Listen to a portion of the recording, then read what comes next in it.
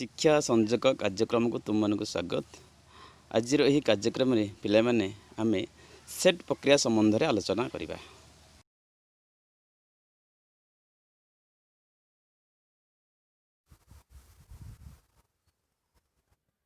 तो विशेषकर आज आमे तीनोटी प्रक्रिया संबंध में आलोचना करिबा।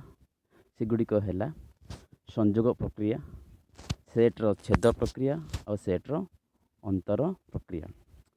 प्रथमे आमे सेट्र संजोग प्रक्रिया संबंध में पढ़ा। तो जदि ए आउ बी दुईटी सेट हुअन्ति तेबे सेमानंकर संजोग प्रक्रिया केमती हबो ना A union B is equal to X such that X belongs to A किंबा एक्स बिलोंग्स टू भी। तो जदि आमे याकू भेन चित्र दर्शाइबा चित्रटी एही भଳି हेबो।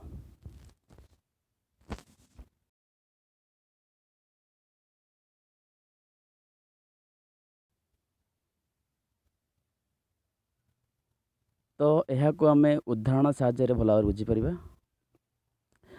जदि मनकर ए सेट हैला 1 2 3 4 इतरे चारटा उपादान अच्छी 1 2 3 4। आउ गोटे सेट है बी से मु चारटा उपादान नहीं सेगुड़िक है 2 4 6 8।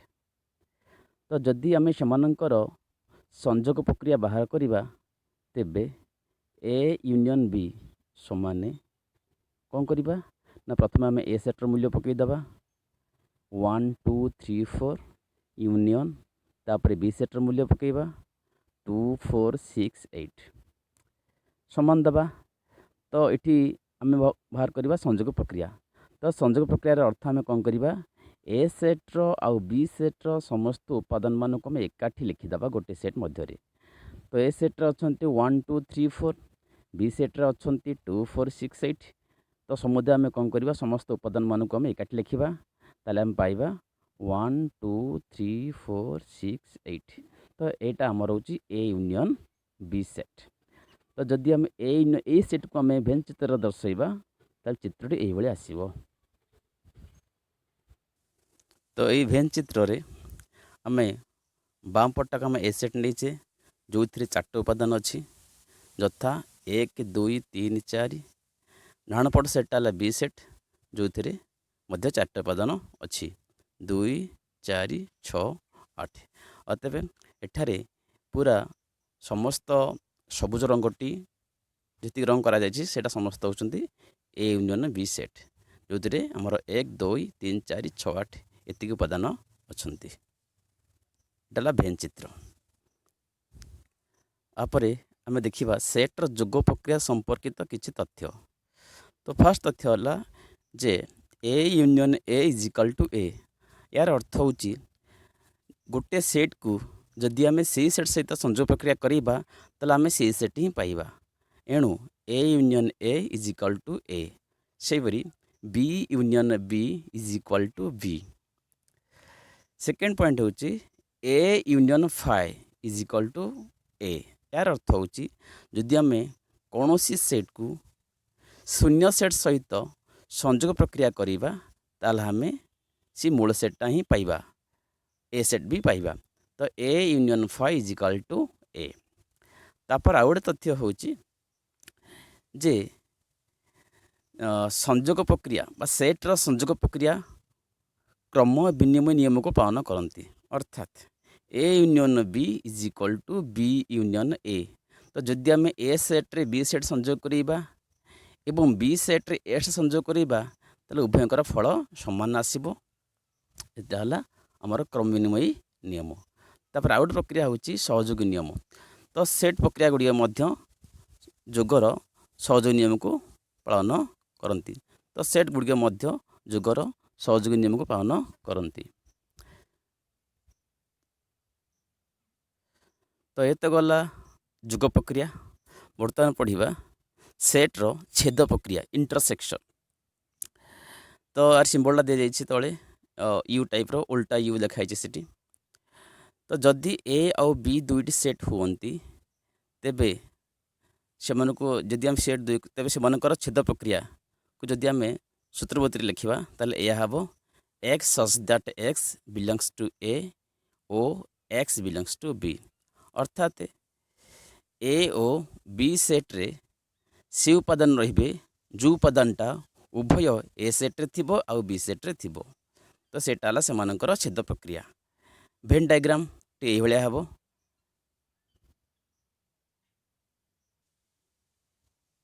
ଏଇଟା ହେଲା ବାଁ ପଟ ଆମର ଏ ସେଟ୍, ଡାହାଣ ପଟ ଆମର ବି ସେଟ୍। ତ ମଝି ଯେଉଁ ଅଂଶଟି ଅଛି ଯେଉଁ ପର୍ପଲ୍ କଲର୍ର ସେଇଟା ହେଉଛି ଆମର ଏ ଇଣ୍ଟରସେକ୍ସନ୍ ବି। ତ ଏହି ରେଖାଙ୍କିତ ଅଂଶଟି ବା ଏଇ ଯେଉଁ ରଙ୍ଗିତ ଅଂଶଟି ହେଉଛି ଆମର ଏ ଇଣ୍ଟରସେକ୍ସନ୍ ବି। ତ ଏହାକୁ ଆମେ ଉଦାହରଣ ଦ୍ୱାରା ମଧ୍ୟ ବୁଝେଇ ପାରିବା। ମନେକର ପି ହେଲା ଗୋଟେ ସେଟ୍, ଆମେ ନେଇଛେ 3, 6, 9, ଆଉ ଗୋଟେ ସେଟ୍ ନେଇଛେ କ୍ୟୁ 2, 4, 6, 8 ସେଥିରେ ଅଛି। ତେବେ P intersection Q is equal to ପିର ମୂଲ୍ୟ ପକାଇଲେ 3, 6, 9, କ୍ୟୁ ସେଟ୍ରେ ପକାଇଲେ 2, 4, 6, 8। ତ ଆମେ ଦେଖିଲେ ଉଭୟ ସେଟ୍ରେ କେଉଁ ଉପାଦାନଟା ଉଭୟ ସେଟ୍ରେ ଅଛି ବା କେଉଁ ଉପାଦାନଟି ଉଭୟ ସେଟ୍ରେ ଅଛି। ତ 6 ହିଁ କେବଳ ଅଛି। ତ 6ଟା ହେଲା ସେମାନଙ୍କର ଇଣ୍ଟରସେକ୍ସନ୍। ତାପରେ ଭେନ୍ ଚିତ୍ର। ତ ଭେନ୍ ଚିତ୍ରଟି ଏଇଭଳିଆ ଆସିବ। ତ ଭେନ୍ ଚିତ୍ର ଦେଖୁଛେ ଆମେ। ତ ବାଁପଟ ସଟ୍ଟା ହେଲା ପି ଯେଉଁଥିରେ 3ଟା ଉପାଦାନ ଅଛି 6, 3, 9। ଡାହାଣ ପଟ ସେଟ୍ଟା ହେଲା କ୍ୟୁ ଯେଉଁଥିରେ 4ଟା ଉପାଦାନ ରହୁଛି 2, 4, 6, 8। ତ ମଝି ଯେଉଁ ଅଞ୍ଚଳଟା ଅଛି ଯେଉଁ ଆମର ବ୍ଲୁ କଲର୍ର ସେଥିରେ ମାତ୍ର ଗୋଟିଏ ଉପାଦାନ ଅଛି 6। ତ ସେଇଟା ଆମର ହେଉଛି ଇଣ୍ଟରସେକ୍ସନ୍ ପି ଇଣ୍ଟରସେକ୍ସନ୍ କ୍ୟୁ। ଆଉ ଗୋଟେ ଏକ୍ଜାମ୍ପଲ୍ ନେବା ଆମେ। ମନେକର ଏ ସେଟ୍ଟା ହେଲା 1, 2, 3, 4, 5, 6, ବି ସେଟ୍ଟା ହେଲା 2, 4, 6, 8, 10। ତ ଏ ଇଣ୍ଟରସେକ୍ସନ୍ ବି କ'ଣ ହେବ ନା ସେମାନଙ୍କ ମଧ୍ୟରେ ବା ଉଭୟ ସେଟ୍ ମଧ୍ୟରେ 3ଟା ଉପାଦାନ କମନ୍ ରହୁଛି ବା ଉଭୟରେ ଅଛି ସେଇଟା 3ଟା ଉପାଦାନ ଯଥା 2, 4 ଆଉ 6। ତ ଏମାନେ ହେଲେ ବା ଏଇ ଯେଉଁ 2, 4, 6 ହେଲେ ସେମାନଙ୍କର ଇଣ୍ଟରସେକ୍ସନ୍ ବା ଛେଦ ସେଟ୍। ଭେନ୍ ଡାଇଗ୍ରାମ୍ ଭଳିଆ ହେବ। ଏଇଭଳିଆ ଭେନ୍ ଚିତ୍ରଟି ହେବ। ଦେଖନ୍ତୁ ବାମପଟ ସେଟ୍ଟା ହେଲା ଏ ସେଟ୍, ଡାହାଣ ପଟ ସେଟ୍ଟା ହେଲା ବି ସେଟ୍। ଏଥିରେ ଯେଉଁ ମଝି ଅଞ୍ଚଳଟି ଯେଉଁ ଅଛି ଯେଉଁଟା ଅରେଞ୍ଜ କଲର୍ କରାଯାଇଛି ସେଥିରେ 3ଟା ଉପାଦାନ ଅଛି 2, 4, 6। ଏ 3ଟାକ ଉପାଦାନ ଉଭୟ ସେଟ୍ରେ ଅଛନ୍ତି। ଏଣୁ ସେ ମଝି ଅଂଶଟି ହେଉଛି ସେମାନଙ୍କର ଛେଦ ପ୍ରକ୍ରିୟା। ଏହାପରେ ଆସିଲା ଛେଦ ପ୍ରକ୍ରିୟା ସମ୍ପର୍କିତ ତଥ୍ୟ। କିଛି ତଥ୍ୟ। ଫାର୍ଷ୍ଟ ପଏଣ୍ଟ ହେଲା A intersection A is equal to A. ତାମାନେ ଗୋଟେ ସେଟ୍ ଓ ସେଇ ସେଟ୍ର ଛେଦ ପ୍ରକ୍ରିୟା ସେଇ ସେଟ୍ ଅଟେ। ସେକେଣ୍ଡ ପଏଣ୍ଟ ହେଉଛି A intersection phi is equal to phi. ତାମାନେ ଗୋଟିଏ ଶୂନ୍ୟ ସେଟ୍ ଗୋଟେ ଯେକୌଣସି ସେଟ୍ ସେମାନଙ୍କର ଛେଦ ପ୍ରକ୍ରିୟା ହେଉଛି ଫାଇ ସେଟ୍। ସେ ଥାର୍ଡ଼ ତଥ୍ୟ ହେଉଛି ତୃତୀୟ ତଥ୍ୟ ହେଉଛି A intersection B is equal to B intersection A. ତାମାନେ ଛେଦ ପ୍ରକ୍ରିୟା କ'ଣ କରେ ନା କର୍ମ ବିନିମୟ ନିୟମକୁ ପାଳନ କରେ। ସେମିତି ଛେଦ ପ୍ରକ୍ରିୟା ମଧ୍ୟ ସହଯୋଗୀ ନିୟମକୁ ମଧ୍ୟ ପାଳନ କରେ। ତ ଆଉ ଗୋଟେ ପ୍ରକ୍ରିୟା ହେଉଛି ଛେଦର ଅନ୍ତର ପ୍ରକ୍ରିୟା ଡିଫରେନ୍ସ। ତ ଯଦି ଏ ଆଉ ବି ଦୁଇଟି ସେଟ୍ ହୁଅନ୍ତି ତେବେ A difference B is equal to X such that X belongs to A ଏବଂ X does not belong to B. ଆଉ B difference A is equal to X such that X does not belong to A କିନ୍ତୁ X belongs two ବି। ତ ଏହାର ଅର୍ଥ ହେଉଛି A difference ବି ସେଟ୍ରେ ସେ ଉପାଦାନ ରହିବେ ଯେଉଁ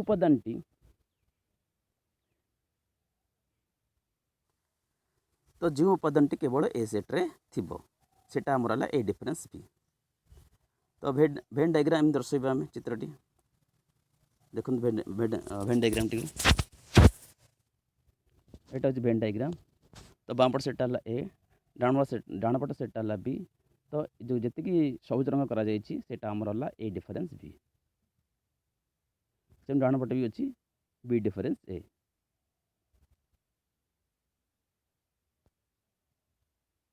ଗୋଟେ ଏକ୍ଜାମ୍ପଲ୍ ନେବା ଅଛି। ଗୋଟେ ଏକ୍ଜାମ୍ପଲ୍ ନେବା। ମନେକର ଏ ସେଟ୍ଟା ହେଲା 2, 3, 4, 5, 6, 7। ବି ସେଟ୍ ନେଲେ 3, 5, 7, 9, 11, 13। ତେବେ ଏ ଡିଫରେନ୍ସ ବି କେତେ ହେବ ନା ଏର ସେଟ୍ ମୂଲ୍ୟ ପକାଇଲେ ବି ସେଟ୍ ପକାଇଲେ तो डिफरेन्स केମିତି ବାହାରିବ ନା ପ୍ରଥମେ ଆମେ କ'ଣ କରିବା ନା ତାଙ୍କ ମଧ୍ୟରେ କେଉଁ ଉପାଦାନଟା ଫାର୍ଷ୍ଟ କମନ୍ ଅଛି, ସେ କମନ୍ଟାକୁ ଆମେ କ'ଣ କରିବା ନା ସେଟ୍ ଏରୁ କାଢ଼ିଦେବା। ତ କାଢ଼ିଲା ପରେ କିଏ ରହିବ ନା ଆମର କମନ୍ ରହୁଛି କିଏ କିଏ ନା କମନ୍ ରହୁଛି ଆମର 3 ରହୁଛି, 5 ରହୁଛି, 7 ରହୁଛି। ତ ସେ 3ଟା ଉପାଦାନ ଆମେ କାଢ଼ିଦେବା। ତ ବଳିଲେ କେତେ କ'ଣ ବଢ଼ିବ ନା 2, 4 ଆଉ 6। ତ ଏଇଟା ଆମର ହେଲା ଏ ଡିଫରେନ୍ସ ବି। ତ ଯଦି ଆମେ ୟାକୁ ଭେନ୍ ଚିତ୍ରରେ ଦର୍ଶାଇବା ତାହେଲେ ଚିତ୍ରଟି ଏଇଭଳିଆ ହେବ। ତ ଏଠି ଏ ସେଟ୍ଟା ହେଲା ଏ ଯେଉଁ ସବୁଜ ଯେଉଁ ଆମର ହଳଦିଆ ରଙ୍ଗିତ ଅଂଶଟି ହେଉଛି ଆମର ଏ ଡିଫରେନ୍ସ ବି। ଏଥିରେ 3ଟା ଉପାଦାନ ରହୁଛି ଏ 2, 4 ଆଉ 6। ଏଇଟା ଆମର ଏ ଡିଫରେନ୍ସ ବି। ବର୍ତ୍ତମାନ ଦେଖିବା ଯେ ଅନ୍ତର ପ୍ରକ୍ରିୟା ସମ୍ପର୍କିତ ତଥ୍ୟ। ଫାର୍ଷ୍ଟ ତଥ୍ୟ ହେଉଛି A difference A is equal to 5। ତାମାନେ ଗୋଟେ ସେଟ୍ରୁ ଆଉ ଗୋଟେ ସେଇ ସେଟ୍ ଆମେ ଯଦି ଆମେ ଅନ୍ତର ପ୍ରକ୍ରିୟା କରିବା ତାହେଲେ ଆମେ 5 ସେଟ୍ ହିଁ ପାଇବା। ସେକେଣ୍ଡ ପଏଣ୍ଟ ହେଉଛି A difference 5 is equal to A. ତାମାନେ ଗୋଟେ ସେଟ୍ରୁ ଆମେ ଯଦି 5 ସେଟ୍ଟାକୁ ଆମେ ଅନ୍ତର ପ୍ରକ୍ରିୟା କରିବା ତାହେଲେ ଆମେ ସେଇ ମୂଳ ସେଟ୍ଟା ହିଁ ପାଇବା।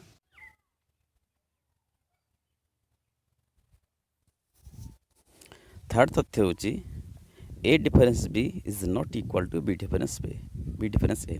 ତାମାନେ ସେଟ୍ରେ ଅନ୍ତର ପ୍ରକ୍ରିୟା କ୍ରମ ବିନିମୟ ନିୟମକୁ ପାଳନ କରେ ନାହିଁ। ତ A difference B not equal to B difference A. ତ ପିଲାମାନେ ଆଜି ଆମେ ସେଟ୍ର 3ଟି ପ୍ରକ୍ରିୟା ସମ୍ବନ୍ଧରେ ଆଲୋଚନା କଲେ, ଯଥା ସଂଯୋଗ ପ୍ରକ୍ରିୟା, ଛେଦ ପ୍ରକ୍ରିୟା ଆଉ ଅନ୍ତର ପ୍ରକ୍ରିୟା। ତ ଆସନ୍ତା କ୍ଲାସ୍ରେ ଆମେ ଏହି ପ୍ରକ୍ରିୟା ସମ୍ବନ୍ଧିତ ସମସ୍ୟା ଉପରେ ଆମେ ଆଲୋଚନା କରିବା।